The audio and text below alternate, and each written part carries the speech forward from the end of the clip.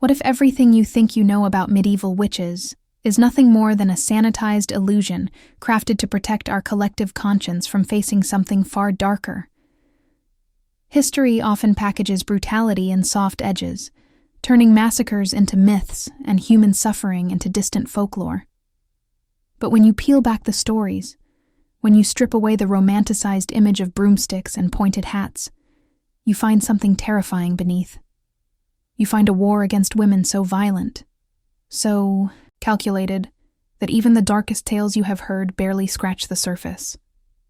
Have you ever wondered why these so-called witches were always women living on the margins? Widows, healers, midwives, or simply women who dared to exist outside the expectations imposed on them? The truth is unsettling. These accusations were never about magic. They were about control, power, and fear. They turned ordinary women into targets, transforming them into symbols of what society believed needed to be eliminated. And once a woman was labeled a witch, the distance between accusation and execution could vanish in an instant. Imagine living with the constant fear that a simple disagreement with a neighbor, a sudden illness in the village, or a rumor whispered in the dark could condemn you. Imagine knowing that your body could be handled, examined, violated, not in search of justice, but in search of predetermined guilt. Medieval Europe built an entire structure of violence around this idea, a machine designed to break women physically and spiritually until they confessed to crimes that never existed. And the most disturbing part is that society accepted it, normalized it, and even celebrated it as divine justice. And the more you discover, the more the narrative unravels.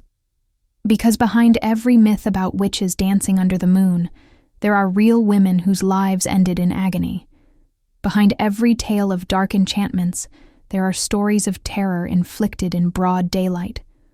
What you are about to see is not a story about magic, but about how fear was weaponized, how institutions used superstition to reinforce domination, and how thousands of women paid the price for a world terrified of their independence. You might find yourself recognizing patterns that echo across time, patterns that raise uncomfortable questions, patterns that make you look at history and see its shadows reaching into the present. And as we begin to uncover what really happened, ask yourself, who benefits when fear becomes a tool, and who suffers when truth is buried beneath centuries of silence? What you will uncover from here on may surprise you, and your perspective on medieval history may never be the same. Before we go deeper, tell me, have you ever felt that some parts of history were intentionally hidden from you? Leave a comment sharing what crossed your mind as you listen to this. And since this topic is intense and important, make sure to like this video and check if you are already subscribed, because understanding this fully will take us through layers that few people dare to explore. Now let us continue, peeling back what remains concealed, moving toward the next chapter of this unsettling truth. The idea of the medieval witch did not emerge spontaneously. It was not the product of collective imagination or innocent superstition drifting through the villages. It was engineered, refined, and repeatedly reinforced by authorities who understood the power of creating an enemy that could not defend itself. Once the image of the witch was established as a threat, every woman who deviated from strict social norms became a potential target. It began with sermons whispering warnings about hidden dangers. Then laws were written, treatises circulated, and fear became an institution. The identity of the witch became a strategic invention, a tool carefully shaped to justify actions that would otherwise seem unthinkable. The construction of this enemy relied on exaggeration and distortion. Any sign of independence in a woman could be reinterpreted as defiance against divine order. A widow who managed her land without male supervision could be called suspicious. A midwife trusted by the community could quickly be recast as someone who meddled with forbidden forces. Even knowledge about herbs, healing, or childbirth became proof of dangerous power. The narrative was molded to paint these women not as individuals, but as embodiments of chaos. Once the idea took root that female autonomy threatened the stability of society, every unusual behavior became evidence. Every misfortune became accusation. Every difference became danger. Authorities recognized how useful this fabrication was. When the population needed reassurance, the witch became the explanation. When the church needed obedience, the witch became the warning. When local leaders needed to resolve conflicts, the witch became the scapegoat. In many regions, accusations surged not during times of spiritual crisis, but during periods of social tension, economic instability, and political uncertainty. By directing fear toward a fictitious enemy, institutions strengthened their own control. It was far easier to focus a village's anger on a vulnerable woman than to confront the true causes of hardship. The figure of the witch became a symbolic outlet for frustrations, shaped to absorb blame and justify extreme measures. This narrative also provided a convenient moral justification. Once women were portrayed as conduits of evil, their suffering could be reframed as necessary purification. Courts, clergy, and communities convinced themselves that violence was a form of protection. This belief made cruelty feel righteous, transforming barbaric acts into supposed acts of faith. The more deeply this idea spread, the harder it became for anyone to question it. Doubting the witch hunts meant doubting the authorities who endorsed them, and in many places, doubting the church itself. As a result, the identity of the witch became a universal language of fear, shared across regions and cultures, reminding people of the consequences of stepping outside prescribed roles. And little by little, the lines blurred between myth and policy. Stories that once served as warnings took on the force of law. Treatises that described imaginary dangers guided interrogations, trials, and executions. By creating a figure of absolute wickedness, society created permission for absolute violence. And beneath this carefully crafted image, women continued to lose their names, their dignity, and their lives, absorbed into a narrative that was never about them as individuals. It was about power, and about maintaining a structure that demanded obedience through fear. As this narrative solidified, the mechanisms used to detect and punish supposed witches became more elaborate, leading to practices that would soon push cruelty far beyond the limits of reason. As the constructed image of the witch became firmly rooted in social consciousness, the search for these supposed enemies intensified, and with it came a system of detection that was as irrational as it was devastating. Methods of investigation were created not to uncover truth, but to confirm guilt already presumed. Accusations required no solid evidence, no consistent testimony, and no logical foundation. Instead, suspicion itself became proof, and the procedures that followed were designed to make even the most innocent person appear guilty. The entire process functioned like a trap. Once a woman fell into it, there were almost no paths out. One of the most disturbing aspects of this system was how deeply superstition was woven into legal practice. Courts relied on bizarre tests, believed to reveal the presence of dark forces. If a woman floated when thrown into water, she was declared a witch. If she sank, she was considered innocent, though she might drown before anyone could save her. Physical marks on the skin, birthmarks, scars, or even natural blemishes were interpreted as signs of demonic contact. Midwives and healers who possessed herbs or simple remedies could see their knowledge twisted into evidence of forbidden rituals. The more arbitrary the test, the more unquestionable the results appeared to those who believed they were acting in service of divine justice. Interrogators often approached these cases with predetermined conclusions, pushing for confessions rather than clarity. They questioned suspects repeatedly, wearing them down through exhaustion, fear, and manipulation. Leading questions were used to implant ideas, and interpretations of answers were molded to fit desired narratives. Witnesses frequently gave conflicting testimonies, yet these contradictions rarely mattered.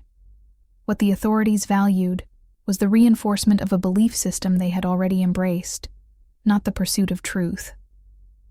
The social pressure to identify witches was so intense that entire communities participated in the process, further entangling personal grievances, jealousy, and old disputes into the machinery of accusation. As this system expanded, it became increasingly structured, as though cruelty needed formalization to be accepted. Manuals circulated among judges and clergy, instructing them on how to interrogate, how to identify suspicious behaviors, and how to interpret even the faintest sign as incriminating. These texts attempted to give legitimacy to irrational procedures, turning superstition into doctrine. It was common for an interrogator to be praised not for fairness or accuracy, but for zeal, as though the severity of his actions proved his righteousness. The stronger the belief in the threat, the harsher the measures taken to eliminate it. Even more alarming was the way these investigations infiltrated private spaces. Homes could be searched, belongings seized, and bodies examined publicly under the guise of uncovering evidence. The humiliation alone was often enough to break a person's spirit. Women learned to fear not only their neighbors, but also the institutions meant to protect them, as both became instruments of persecution. Once these methods were widely accepted, they fueled an endless cycle of accusations, each one strengthening the justification for the next. And with every new investigation, the level of cruelty escalated, pushing society toward practices that would soon abandon any remaining trace of humanity. As the machinery of accusation intensified, the methods of punishment evolved into something even more disturbing, shaped not only by superstition, but also by a desire to control and degrade the female body. Torture became a central pillar of the witch hunts, not as a last resort, but as a routine instrument used to extract confessions and reinforce the narrative authorities depended on. These methods were not random acts of violence. They were designed with precision, targeting vulnerabilities, unique to women and exploiting every fear, every physical limitation, every social expectation that had already placed them in positions of vulnerability. The brutality was not incidental. It was intentional. Many devices used during interrogations were created specifically to inflict pain on parts of the body associated with femininity. Instruments that compressed, pierced, or twisted were used under the justification that witchcraft was rooted in the female form itself.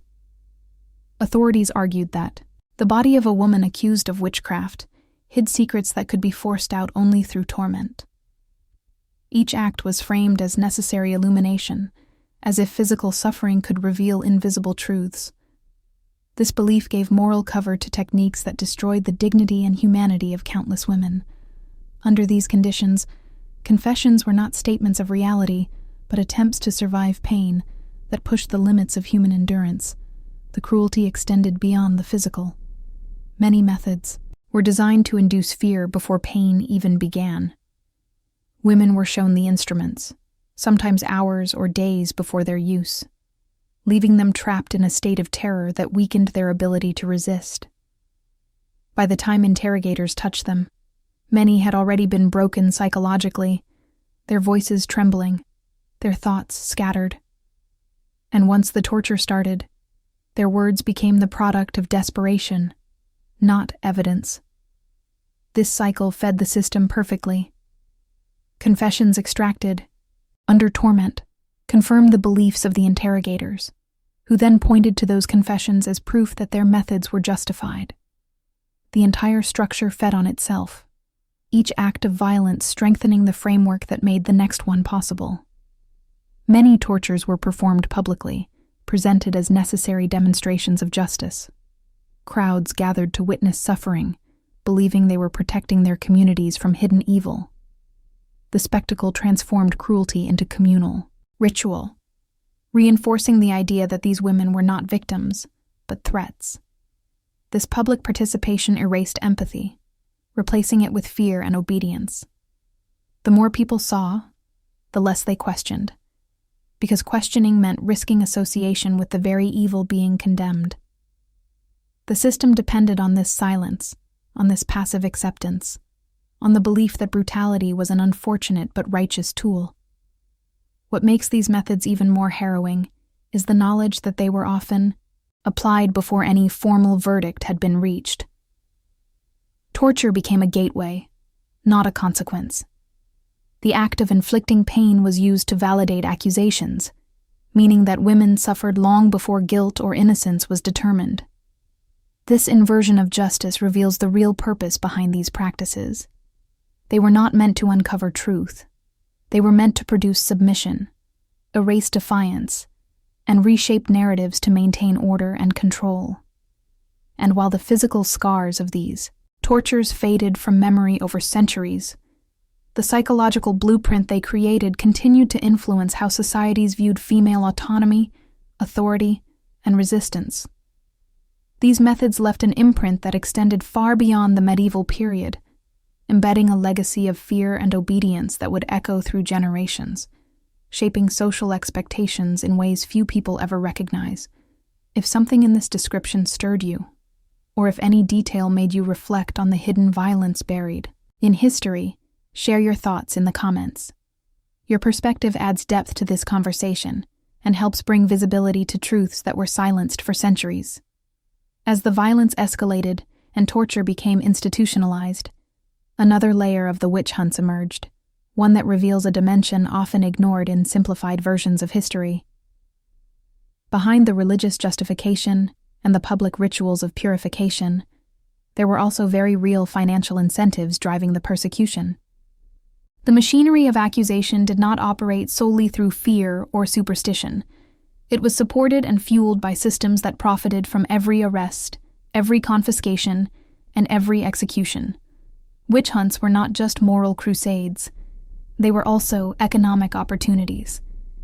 When a woman was accused, her property often became subject to seizure.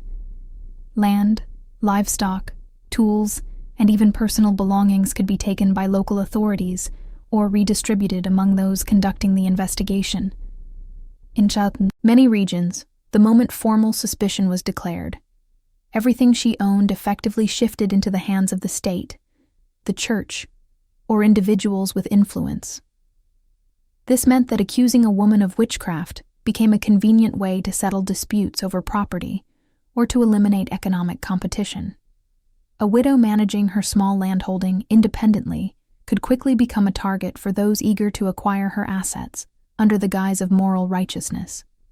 The legal process itself generated profit. Trials required interrogators, scribes, guards, and executioners, all of whom were compensated through fees charged to the accused. Even the instruments used during interrogations, the materials for imprisonment, and the labor involved in preparing executions contributed to costs that were added to the victim's account. By the time a woman was convicted, the expenses associated with her persecution could be substantial. These debts could then be paid through the seizure of her remaining property or, in some cases, by demanding payment from her surviving family.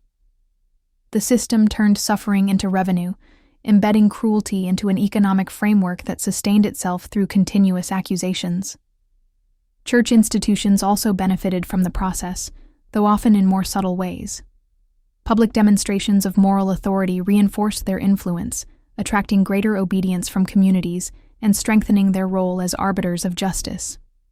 Donations increased during periods of heightened fear as people sought protection from the perceived threats. In some places, the church received a portion of the seized property or financial penalties imposed on the families of the accused. These incentives blurred the line between spiritual leadership and political power, intertwining morality with profit in ways that made resistance nearly impossible. Local governments, too, recognized the strategic advantages of supporting these persecutions. Witch hunts offered a convenient means of deflecting blame during times of economic hardship. When harvests failed, when resources dwindled, or when tensions rose among the population, directing public anger toward an easily vilified group reduced the likelihood of unrest against authorities. Leaders could present themselves as protectors of the community, fighting an invisible enemy while benefiting from the confiscated wealth of those accused. In this way, witch hunts became a tool for maintaining social order, and consolidating political power. This intersection of fear, superstition, and profit created a cycle that was frighteningly efficient. The more accusations occurred, the more authorities gained. The more property was taken, the stronger the incentive became to continue the process. And every new accusation validated the system that allowed it.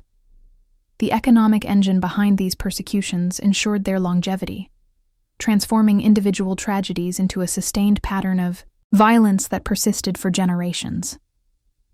The suffering of women was not an unfortunate byproduct. It was central to a structure that blended ideology with greed, creating a climate in which brutality justified itself endlessly, preparing the ground for even deeper violations that extended far beyond the courtroom and execution site. As the economic machinery surrounding witch hunts expanded, another, even more disturbing layer revealed itself. The female body became a symbolic battleground on which society projected its fears, anxieties, and obsessions. Accusations of witchcraft were not merely legal or religious condemnations.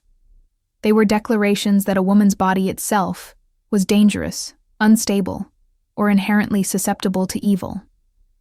This perception transformed ordinary aspects of femininity into supposed evidence of corruption.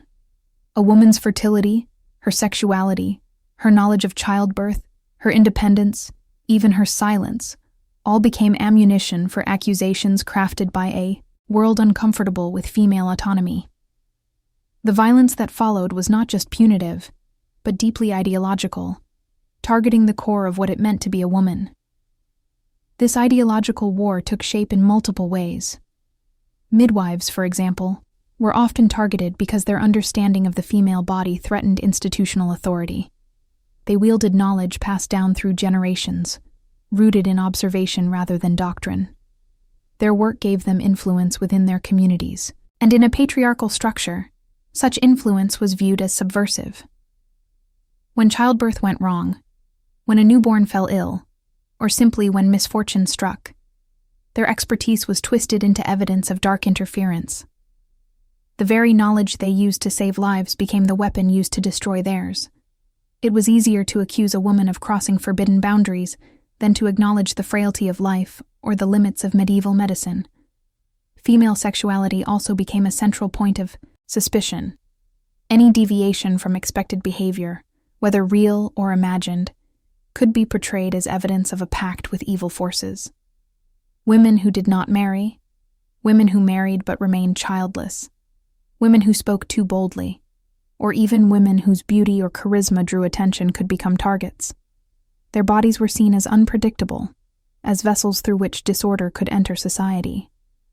This belief allowed institutions to impose rigid expectations on women while punishing those who did not conform. What society labeled witchcraft was often nothing more than a reaction to female independence, desire, or resilience. In many regions, the female body was examined, probed, and scrutinized under the guise of uncovering witch marks. These examinations, carried out by male authorities, stripped women of privacy and dignity. Normal anatomical features were labeled as unnatural or demonic. A mole could be seen as a sign of dark allegiance. A scar could be treated as proof of nocturnal rituals. The body became a text interpreted by those in power, and every mark, every line, every imperfection could be rewritten as evidence of guilt. Women learned that even the most intimate parts of themselves could be taken, exposed, and used against them without warning. Motherhood, too, offered no protection. In fact, it often heightened suspicion. If a child was sick, if a family suffered misfortune, or if crops failed, the presence of a strong, independent mother could quickly be reframed as toxic influence. Women carried the blame for events far beyond their control. Their bodies turned into explanations for the world's unpredictability.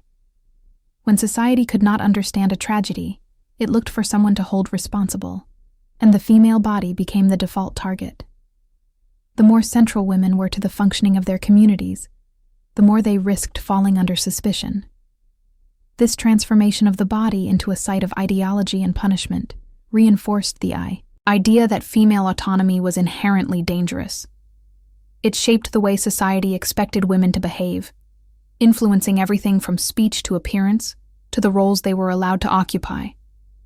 And long after the flames of the witch hunts dimmed, these attitudes lingered, becoming woven into cultural norms and expectations.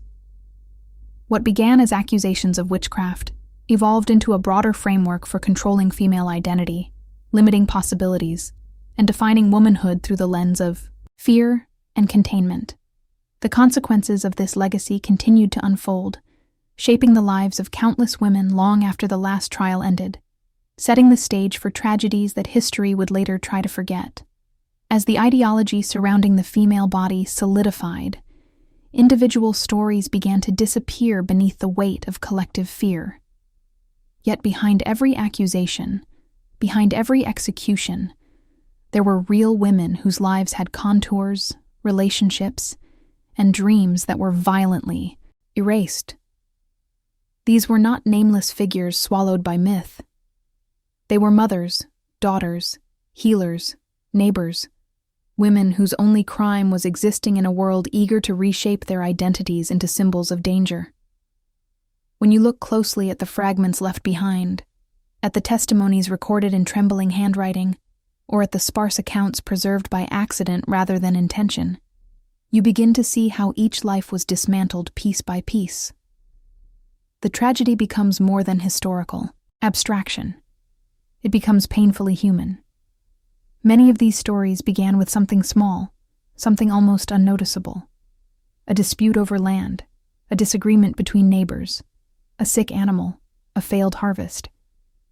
But once suspicion surfaced, it expanded rapidly, feeding on gossip and fear. A woman who had lived quietly for decades could suddenly find her gestures reinterpreted, her routines dissected. A simple kindness toward a neighbor's child could be reimagined as a sinister act. A disagreement, spoken in frustration, could be retold as a curse. Her entire life, everything she had done or failed to do, could be rearranged to fit the narrative others wanted to believe. And once the storytelling began, the end was almost inevitable. In some cases, women tried desperately to defend themselves, to remind their communities of who they truly were. They spoke of the children they helped deliver, the herbs they gathered to treat fevers, the meals they shared during hard winters. But memory has little power when fear becomes a public performance. The same people who once relied on them could turn away, persuaded that proximity to the accused placed them at risk. A lifetime of contributions to the community could vanish beneath a single whispered accusation. The women who once held roles of quiet importance suddenly found themselves standing alone, their names transformed into warnings. Others remained silent, either from exhaustion or from the understanding that nothing they said would change the course set before them. Their silence was often interpreted as confession, further strengthening the claims made against them. Authorities documented their quietness as proof of guilt, never considering that their stillness was the final expression of someone who had already been stripped of her voice. Their stories reached the historical record only as fragments, a line written by a scribe, a charge made by a neighbor, a sentence delivered by a judge.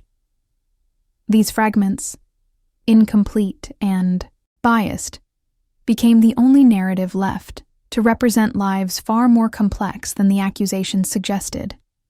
What makes these cases especially heartbreaking is how easily they were forgotten. Some women left behind children who grew up hearing only the version others told. Some left behind husbands or relatives who were forced to deny them to protect themselves.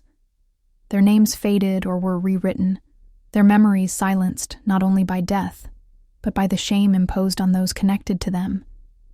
Yet, when you sift through the surviving traces, you find moments of tenderness, strength, and quiet resilience. These glimpses remind us that the people destroyed by the witch hunts were not abstract victims, but full human beings whose identities were stolen long before their lives were taken. If any part of these stories made you reflect on how easily a life can be rewritten by fear or erased by accusation, share your thoughts in the comments.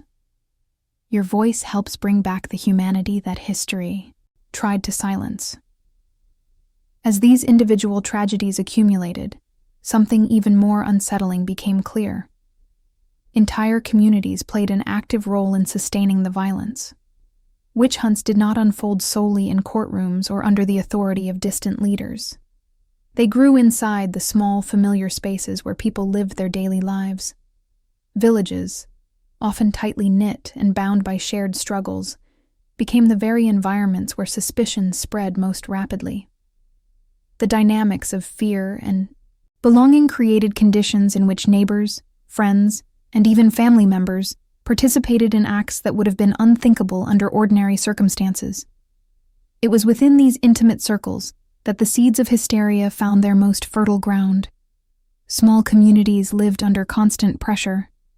Harvests depended on unpredictable weather. Illness could wipe out entire families in a matter of days. Food shortages, high taxes, and political instability made survival precarious. In such an environment, people were desperate for explanations. Misfortune rarely felt random when it threatened their existence, and the idea that dark forces were at work became an easy way to make sense of hardship. Instead of confronting the complexity of nature or the failures of authorities, communities often directed fear toward individuals who seemed different, outspoken, independent, or simply unlucky. These women became symbols onto which others projected the anxieties they could not articulate. Once suspicion took hold, it spread like a contagion. A single rumor whispered at a market stall could transform into certainty by nightfall. People began to reinterpret past events through the lens of fear. A strange look, an old disagreement, a coincidence that once felt insignificant, now became ominous. The desire to protect oneself often meant aligning with the majority, even when it required supporting actions that harmed someone who had been part of the community for years. The silence of bystanders did not come from cruelty alone, but from the terrifying understanding that questioning the process might place them next in line. In these small worlds, dissent became its own form of danger. Local leaders, eager to maintain order or demonstrate loyalty to broader institutions, often amplified the panic. They encouraged vigilance, urging villagers to report anything suspicious. This transformed everyday life into a constant performance of caution, where people monitored one another, not out of malice, but out of fear of being seen as indifferent to the threat. The resulting atmosphere was one in which trust evaporated. Even long-standing relationships could fracture under the pressure of collective anxiety. The very fabric that held communities together became the mechanism that pushed them apart. What made these dynamics so destructive was how personal they were. Accusers and accused often knew each other intimately. They shared seasons of hardship, meals during celebrations, and work in the fields. But when fear became a guiding force, proximity did not breed compassion. It made betrayal easier, because the threat felt closer. Once a community accepted the idea that evil could hide behind familiar faces, the boundaries of suspicion expanded endlessly. Women who had never caused harm were recast as threats simply because someone needed to be blamed. The witch became the embodiment of everything the community feared but could not control. These patterns reveal just how fragile social bonds become under pressure. The witch hunts expose the mechanisms through which fear reshapes human relationships, turning neighbors into informants and transforming the collective need for security into a weapon. The violence did not come from isolated extremists, but from ordinary people drawn into a vortex of uncertainty. It was in these small, quiet places that the witch hunts derived much of their power, feeding off emotions that everyone understood but few dared to confront. The tragedy of these communities lies not only in the lives they destroyed, but in the realization that fear can erode the very foundations of trust that once defined them. As accusations multiplied and communities became engines of fear, another force emerged in the background, adding a veneer of legitimacy to practices that were already deeply irrational. Medieval science and medicine, limited by superstition and dominated by religious doctrine, played a critical role in reinforcing the cruelty inflicted on women accused of witchcraft. Physicians, scholars, and natural philosophers of the time often believed they were acting in the name of knowledge, yet their observations were shaped by misconceptions about the female body, flawed theories about illness, and a worldview that interpreted natural phenomena through the lens of divine intervention. Their work did not soften the brutality of the witch hunts. It strengthened it. Medical treatises categorized women as more susceptible to corruption, both physical and spiritual. The dominant theories of the era framed the female body as colder, wetter, and inherently unstable compared to the male body. These ideas, rooted in ancient writings and repeated without question, created a scientific excuse for believing that women were more vulnerable to influence by evil forces.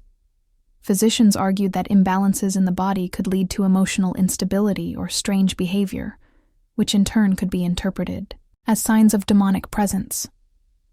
Such explanations made it easier to accept that ordinary women, afflicted by illness or stress, were engaged in supernatural acts. Science did not challenge superstition. It translated it into authority. Medicine also contributed to the identification of supposed physical markers of witchcraft. Scholars of the time believed that certain spots on the body, particularly those with reduced sensitivity, were signs of a pact with evil forces. This led to the widespread practice of probing women's skin with needles or sharp instruments, searching for areas where pain responses seemed muted. But these examinations were deeply flawed, influenced by stress, fear, and the invasive nature of the process itself. A lack of reaction could result from shock or dissociation, yet it was frequently treated as definitive proof of guilt. The physician became not a healer, but an investigator tasked with validating accusations rather than seeking truth. Even more troubling was the way in which medical theories justified torture. Scholars argued that intense physical pressure could reveal hidden secrets or force confessions from those who resisted. Some treatises claimed that evil forces strengthened a witch's endurance, meaning that if a woman withstood pain for a long time, it confirmed her guilt. If she broke quickly, it proved that the torture was necessary to overcome supernatural resistance. Under such circular logic, every outcome supported the same. Conclusion: women could not prove innocence because the system was engineered to interpret everything they did as evidence against them. In addition to these beliefs, early scientific theories about mental illness were rudimentary and often entangled with moral judgment. Episodes of depression, grief, trauma, or seizures were seen not as medical conditions, but as manifestations of spiritual corruption. Women who experienced symptoms of stress, loneliness, or psychological anguish became easy targets for accusations. Their struggles were misunderstood and weaponized, transformed into narratives of danger by authorities who lacked the language to describe what they observed. In this environment, suffering was not met with compassion. It was met with suspicion. These scientific and medical misconceptions created an intellectual framework that allowed brutality to flourish. They gave interrogators tools, gave courts justification, and gave communities confidence that their fears were grounded in reason. The authority of science, even in its primitive form, transformed superstition into policy. The combination of flawed knowledge and unquestioned power became a potent force, one that magnified the reach of the witch hunts and deepened the suffering of those caught within them. As these ideas spread, they helped shape a culture in which violence seemed not only acceptable but necessary, building the final layer of legitimacy that allowed the persecution to continue, unchallenged. As the intellectual justifications hardened and the machinery of fear reached every corner of society, the consequences began to extend far beyond the women who were directly accused. The witch hunts reshaped how entire generations understood authority, morality, and the female experience. They cultivated a culture in which obedience was valued more than truth, where questioning injustice became an act of danger, and where the bodies and voices of women were treated as unstable, suspicious, or inherently untrustworthy. These patterns did not vanish when the execution stopped. Instead, they seeped into the foundations of society, influencing laws, customs, and beliefs long after the flames dimmed. The legacy of these persecutions lived on through silence. Families who lost mothers, daughters, or sisters learned to bury their grief, fearing that public mourning might reopen old suspicions. Communities that once participated in the violence preferred to forget their involvement, allowing myths of justice to replace memories of cruelty. Over time, the victims' stories became diluted into folklore, their real suffering overshadowed by sensationalized tales of magic and superstition. What remained in the cultural memory was a distorted version of events, one that obscured the systemic brutality behind a haze of myth. This erasure protected institutions that once encouraged or benefited from the violence, allowing them to move forward without reckoning with the past. Yet the structural consequences were undeniable. Attitudes toward women's autonomy, bodies, and intellect were shaped by centuries of narratives that linked female independence with danger. Medical theories continued to treat women as inherently unstable or fragile. Legal systems held onto ideas that women were unreliable witnesses or prone to irrational behavior. Even social customs around modesty, obedience, and silence reflected lingering fears rooted in the age of witch hunts. The persecution of so-called witches became a template for how societies could control women by framing them as threats to order. And while the tools changed, the underlying logic persisted. Over time, new forms of authority emerged, distancing themselves from the violent practices of the past while quietly preserving their assumptions. Philosophy, medicine, law, and religion evolved, but often built upon foundations shaped by centuries of fear. The consequences unfolded slowly, influencing how women were educated, how they were treated in public spaces, and how their roles were defined within families. The witch hunts did not simply end, they transformed, leaving behind a shadow that stretched into modernity. And when you look closely at the patterns that still exist today, you can trace their origins to the same structures that once fueled mass persecution. Understanding this legacy forces us to confront not only historical violence, but also the echoes of that violence in the present. The silence surrounding these events has allowed misconceptions to thrive, while the true scale of suffering remains hidden beneath centuries of distortion. By uncovering the real nature of these persecutions, we begin to recognize how deeply history influences current attitudes, and how essential it is to question narratives that were built to justify harm. The past does not disappear. It lingers, shaping the world in ways many never notice. If you stayed with me until this point, let me know in the comments by writing the phrase "I am here until the end," so I know this story reached you in full. And if this exploration helped you understand the weight of what lies beneath the myths, consider subscribing to the channel so you do not miss the next chapters of this journey through the shadows of history. A like on this video also helps bring these forgotten truths back into the light. There is another video here on the side that deepens this subject in a way that connects powerfully with everything you heard today. Click and continue with me, because the past has more to reveal than most people ever imagine.